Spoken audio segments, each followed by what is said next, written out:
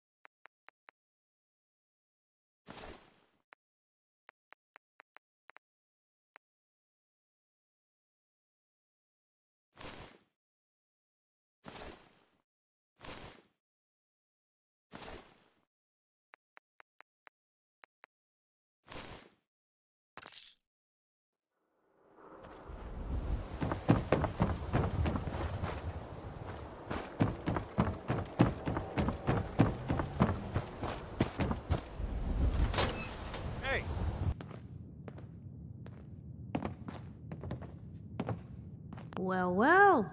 Nikki Valentine walks into my office for a change. What can I say, Piper? You, me, and hard luck all seem to run together like acid rain down an old sewer. You, including your client here in that analogy? So, you two are finally letting me in on this little case of yours. What's the story? We need help, Piper.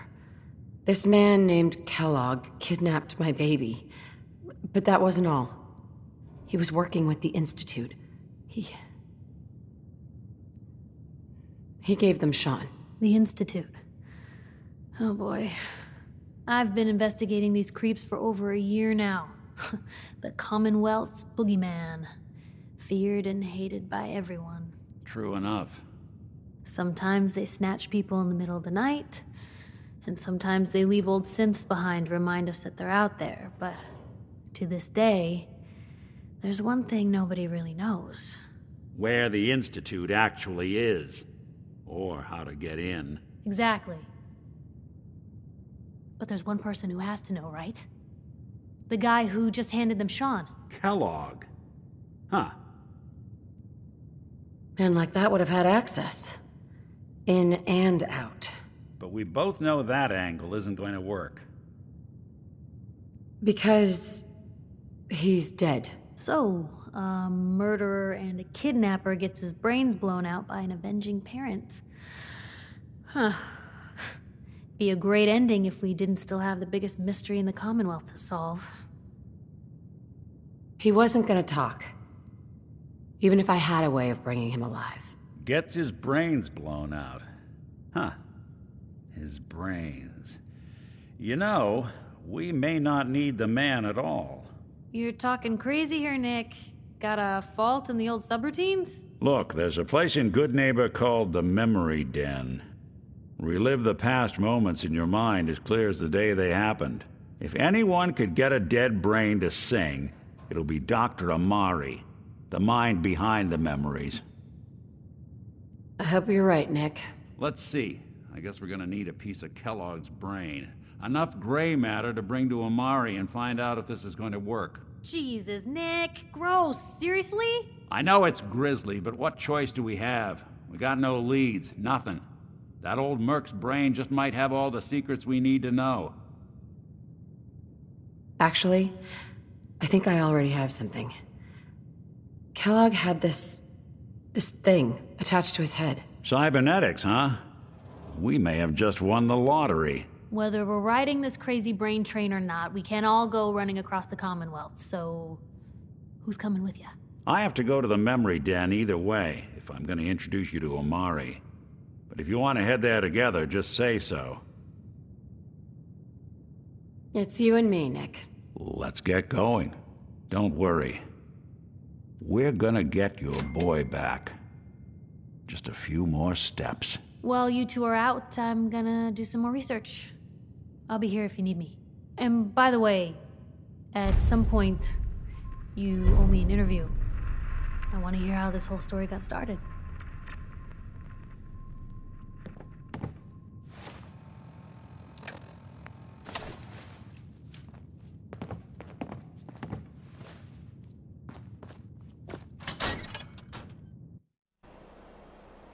Even good people do crazy things when they're scared. Ought to be Diamond City's motto.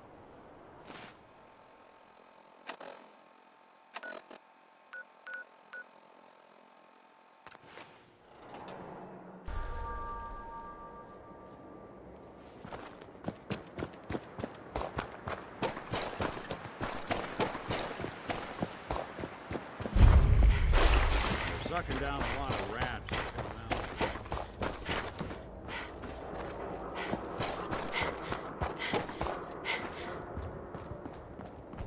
Time to die!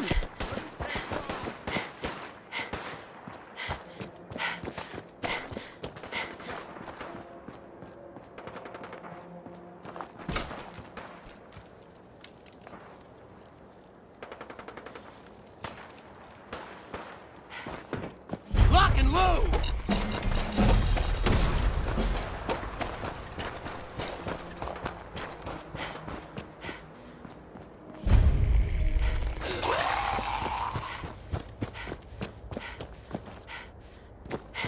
I hear something.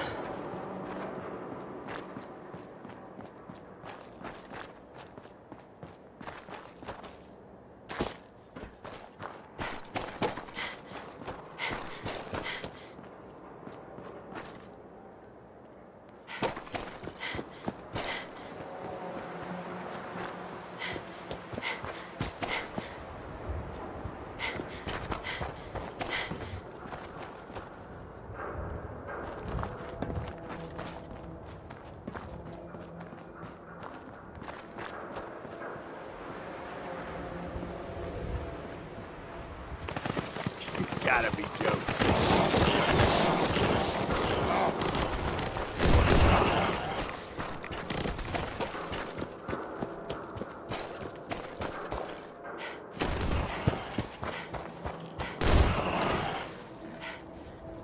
You playing hide and seek?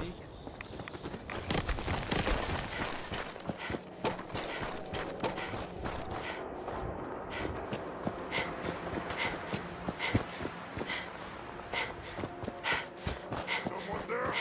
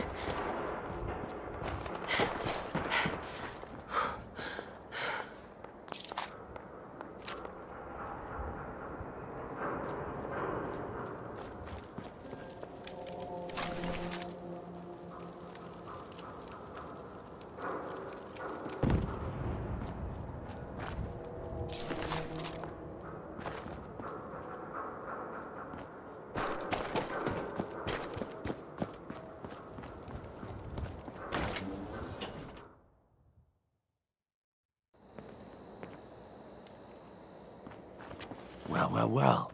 It's the detective. Tracking down another wayward husband to his mistress? Why? Someone stand you up? You trying that, what do you call it? Evasive language on me? And who are you, huh? Valentine's new dick in training?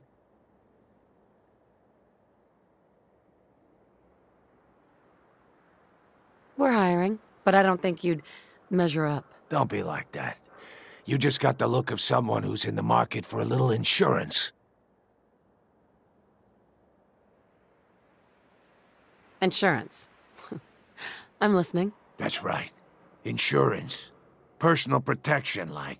You hand over everything you got in their pockets, or accidents start happening to you. Big, bloody accidents. Whoa, time out. Nick Valentine makes a rare visit to town, and you're hassling his friend here with that extortion crap? Good to see you again, Nick. Hancock? What do you care? She ain't one of us. No love for your mayor, Finn? I said let her go. You soft, Hancock. You keep letting outsiders walk all over us. One day, there'll be a new mayor. Come on, man. This is me we're talking about. Let me tell you something. Now, why'd you have to go and say that, huh? Breaking my heart over here. You all right, sister? I'm fine. Thanks for taking care of him. Good. Now don't let this incident taint your view of our little community. Good neighbors of the people, for the people. You feel me? Everyone's welcome. Yeah, I feel you. Good. You stay cool, and you'll be part of the neighborhood. So long as you remember who's in charge.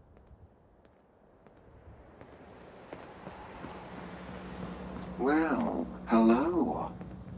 Everything here is guaranteed to injure, maim, or kill at your discretion. Except me. I only kill when I want to. Let's see what you got. Murder and mayhem at a discount.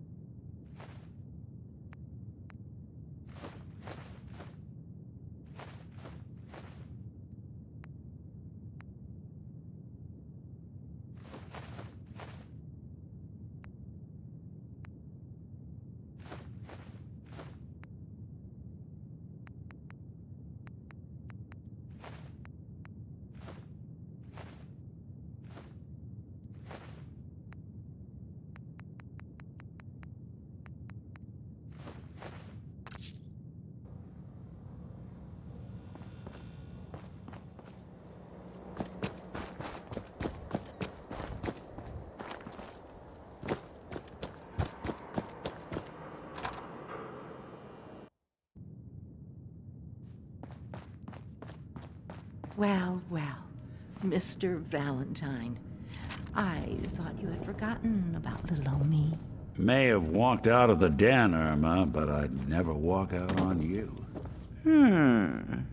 Amari's downstairs, you big flirt. Here for Amari, she's downstairs. Hey, Irma. Whatever you and Nick are up to, I don't need to know.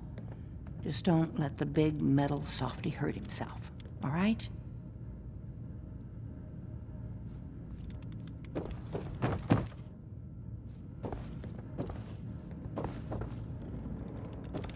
Irma. Don't let Nick spend too much time with Amari down in that lab of hers. I'll start to get jealous.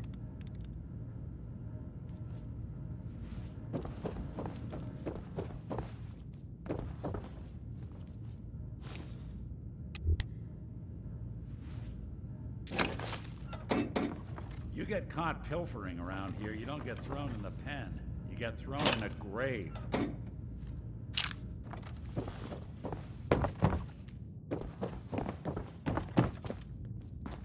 Dr. Amari? Yes? I take it this isn't a social call.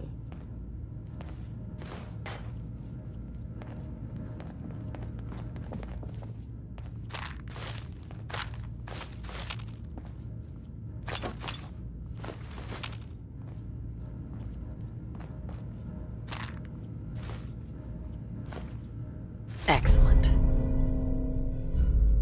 Were you going to say something or not? We need your help, Doctor. I need the memories from a man named Kellogg. But he's dead. I know it's asking for a miracle, Amari, but you've pulled off the impossible before. Are you two mad?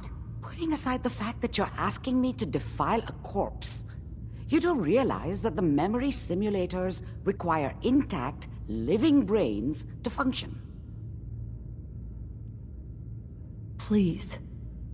Nick told me you're the only one who could make this work. This dead brain had inside knowledge of the Institute, Amari. The biggest scientific secret of the Commonwealth. You need this, and so do we. Fine. I'll take a look. But no guarantees. Do you have it with you? Here's what I could find. What's this? This isn't a brain. This is... Wait. That's the hippocampus. And this thing attached to it? A neural interface? Those circuits look awfully familiar. I'm not surprised. From what I've seen, all Institute technology has a similar architecture. Go on, Doctor. Mr. Valentine is an older generation synth. But Institute technology being what it is, the brain implant could fit him. But that's an incredible risk to take. We're talking about wiring something to his brain. Don't worry about me, Amari. I'm well past the warranty date anyway. Hey, I appreciate this, Nick. You can thank me when we've found your son. All right, let's do this. Whenever you're ready, Mr. Valentine. Just sit down. If I start cackling like an old grizzled mercenary, pull me out, okay? Let's see here. I need you to keep talking to me, Mr. Valentine. Any slight change in your cognitive functions could be dire. Are you feeling any different? There's a lot of flashes. Static. I can't make sense of any of it, Doc. That's what I was afraid of. The mnemonic impressions are encoded. It appears the Institute has one last failsafe. There's a lock on the memories in the implant. Tell me you have a way past this, Doctor. Let me think. The encryption is too strong for a single mind. But what if we use two? We load both you and Mr. Valentine into the memory loungers. Run your cognitive functions in parallel. He'll act as a host, while your consciousness drives through whatever memories we can find.